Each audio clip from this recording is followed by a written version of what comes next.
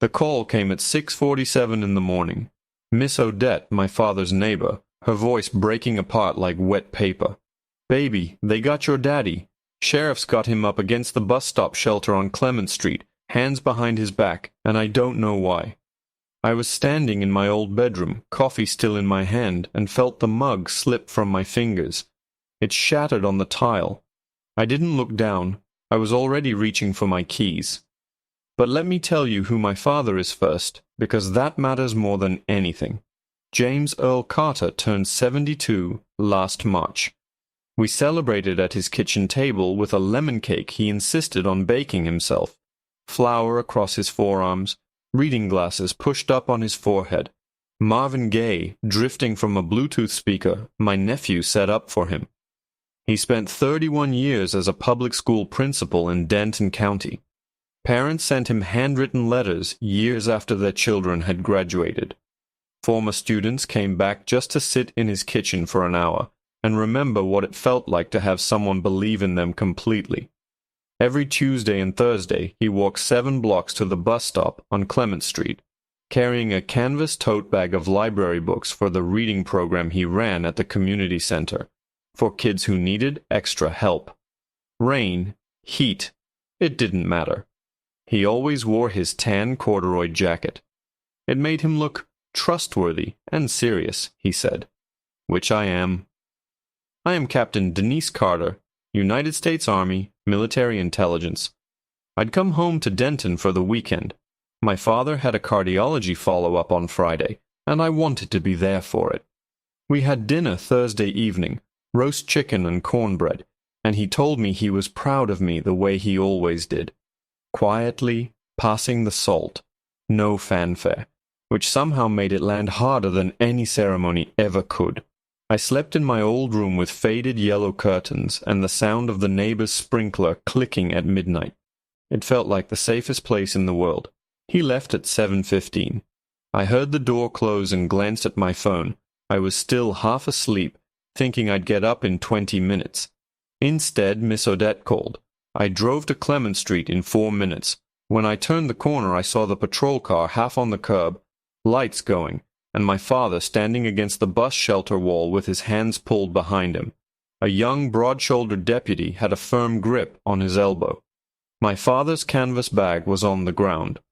One library book had fallen out onto the concrete. An older deputy stood nearby with a notepad. 2 people waiting for the bus had stepped quietly back. A man in a green jacket across the street had gone completely still, watching. I parked, got out, and walked toward them. I was in jeans and a gray shirt, no uniform, but my military ID was in my back pocket. Always is. The younger deputy squared his shoulders as I approached. "Ma'am, step back," he said, with the tone of someone who expects immediate, unquestioned obedience. I did not step back. "That's my father," I said. My voice came out steadier than I felt. "Tell me what's happening." The older deputy looked up from his notepad. My father turned his head, and his eyes found mine. He didn't look frightened. He looked the way he used to look at school board meetings when someone was being deliberately obstinate. Tired, patient, quietly furious. The dignity of a man who had been in this exact situation before, more times than I would ever know. "Your father matches the description of a theft suspect. Tan jacket, canvas bag. Observed near a business on Waverly around 6:50, the older deputy said. "What time was the report filed?" I asked. 6:55. My father left his house at 7:15. Waverly is 12 minutes on foot at a normal pace. He is 72 years old with a cardiac stent. He doesn't jog. His neighbor's porch camera faces directly down the street. His phone has GPS. And those library books on the sidewalk, look at them and tell me, honestly, whether a man planning to steal something at dawn carries illustrated picture books for a children's reading program. A silence settled over the corner. The younger deputy glanced down at the books. My father said nothing. He had learned somewhere across 72 years that silence was sometimes the only armor that held. Standard procedure, the younger deputy said, though his voice had shifted. Less certain, more careful. Standard procedure, I said. My jaw was tight. For a 72-year-old man at a bus stop in his own neighborhood at 7:30 in the morning, with library books. We understand this is upsetting. Do you? I said. It wasn't a question. My father looked at me then and gave the smallest, barely visible shake of his head, a gesture I knew from childhood. Not yet, baby. Watch yourself. So I pulled back the thing rising hard in my chest. Not grief, not fear. Something older and harder than both. And I took one measured breath. Release him, I said quietly. You have no grounds, no verified evidence, and an alibi you haven't even attempted to check. Release him, and I won't make this morning longer for any of us than it needs to be. The deputies exchanged a look. The older one gave a small nod. The younger one let go of my father's elbow and stepped back without a word. My father crouched down and picked up his tote bag. He picked up the fallen library book and placed it back inside, spine first, carefully, the way he always handled books that didn't belong to him. Then he stood beside me and I put my hand on his back, between his shoulder blades, and felt him breathe in and out once. We walked to my car without looking back at the deputies. He got in the passenger seat. I got behind the wheel. For a long moment neither of us said anything at all. The morning was cool and pale blue and very quiet. Down the block a sprinkler clicked. "You all right, Dad?" I said finally. "I've been better," he said, folding his hands in his lap. "I've also been a lot worse." I started the car, but something had already ignited inside me, lit by Miss Odette's shaking voice, by the library book face down on the concrete, by the particular exhaustion I had seen in my father's eyes when he found me there. And I knew, even as I drove him home and made chamomile tea, and listened to him talk about the reading program kids as if the morning had been perfectly ordinary, that I was not going to put this in the drawer. I had been trained to identify structural failures, to find the precise point where a system breaks and trace it back to its source. What I had seen on that corner had a shape, a history, and a name. And somewhere in Denton County I was certain there was a record of how many times it had expressed itself in exactly that way, at that kind of bus stop, to that kind of man. I called Miss Odette first, to let her know he was home safe. Then I called Captain Priya Subramaniam, my unit's JAG officer, and one of the sharpest legal minds I had ever worked alongside. I asked her, as casually as I could manage, what she knew about civil rights complaints against county law enforcement in Texas. 2 seconds of silence.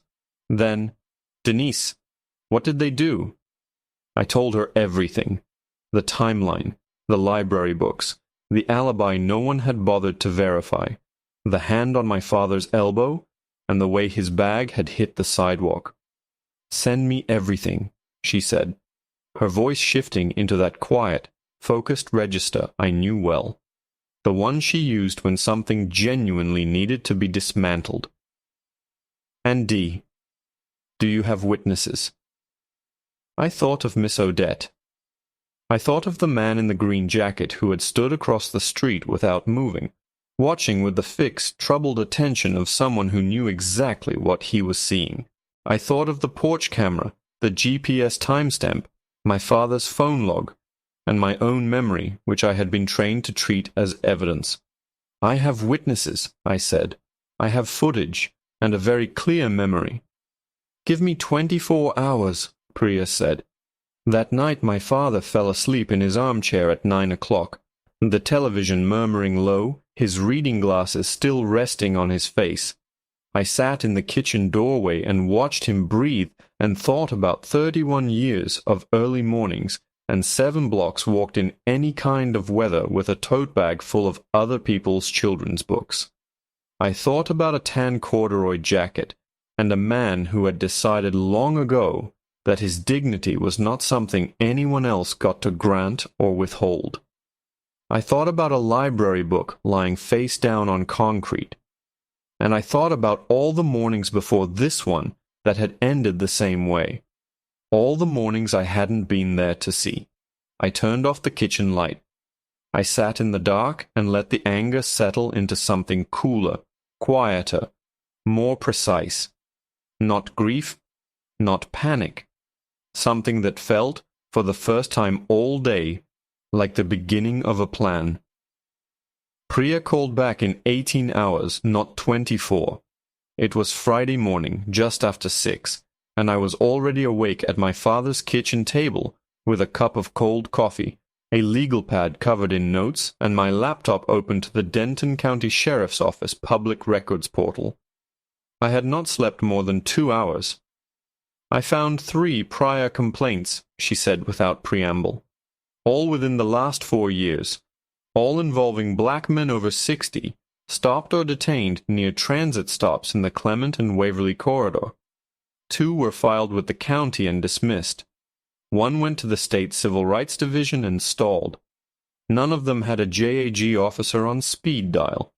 I circled the number 3 on my legal pad. "What do we have?" I asked. "A pattern, which, combined with your father's documented alibi, the camera footage Miss Odette emailed me at midnight, she is an extraordinary woman, and a written witness statement from a Mr. Gerald Hoffman, who walked up to Deputy Morrison after you left and gave his name and number without being asked, we have something a county supervisor will not want to see become a news story. Gerald Hoffman, the man in the green jacket." I set down my pen. "He came forward on his own?" I said. "Left his card right there on the scene.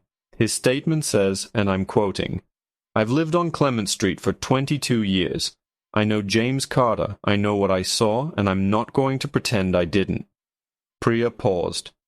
"D, come to the sheriff's office with me today. Not in civilian clothes, in uniform." I looked at my reflection in the dark surface of the coffee. I thought about my father tucking that library book back into the bag, spine first, careful, before walking away. I thought about the drawer where all the other mornings lived. "What time?" I said. We arrived at the Denton County Sheriff's Office at 10:15. I wore my Class A uniform, every pin in its correct position, brass polished. Priya walked beside me with her portfolio under her arm. We had called ahead, not to ask permission, but to inform. The desk sergeant's expression shifted when we walked through the door in a way that was small and very telling. Sheriff Dale Macumber met us in a conference room. About 60, wide through the shoulders, with the careful politeness of a man who understood immediately that the situation had changed since yesterday morning. He offered water. Priya declined for both of us. "We're not here for introductions," she said, laying 3 documents on the table. "We're here because yesterday morning Captain Carter's father was detained without probable cause. We have his departure timestamp from a neighbor's security camera. We have GPS location data. We have Gerald Hoffman's eyewitness statement. And we have documentation of 3 prior incidents in this same corridor that your office was made aware of and did not address." Macumber looked at the documents but didn't touch them. "Deputy Reyes followed a reported description in good faith," he said. "There was no intent." "Intent is not the only standard," I said.